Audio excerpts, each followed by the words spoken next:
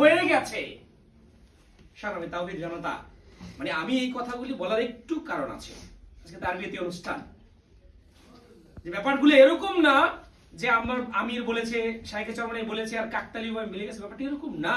তাদের প্রতি এদেশের মানুষের আস্থা রয়েছে, ছাত্র জনতা তাদেরকে অভিভাবক হিসেবে পেয়েছে। আর এই যে একটা অর্জন, বা এদেশের মানুষের যে আমাদের প্রতি ভালোবাসা যে বৃদ্ধি হয়েছে, আস্থা বৃদ্ধি হয়েছে, তাতে কি আমাদের দায়ভার আরো বেড়েছে না বলেন? দায়ভার বেড়েছে কিনা বলেন? দায়িত্ব কর্তব্য বেড়েছে কিনা? আগামী জাতীয় নির্বাচন হয়তো কবে হবে, মানে স্বাভাবিক দৃষ্টিকোণ থেকে দেখা যাচ্ছে হয়তো 1-1.5 বছর এর আগে হচ্ছে না। এই সময়ের মধ্যে জাতীয় নির্বাচনে কি হবে সেই বিষয়টা আমাদের মোহতারাম আমির এখন থেকে চিন্তা করছেন এবং সে সেইভাবে সারা দেশে কর্মসূচি প্রণয়ন করছেন। এখন বলেন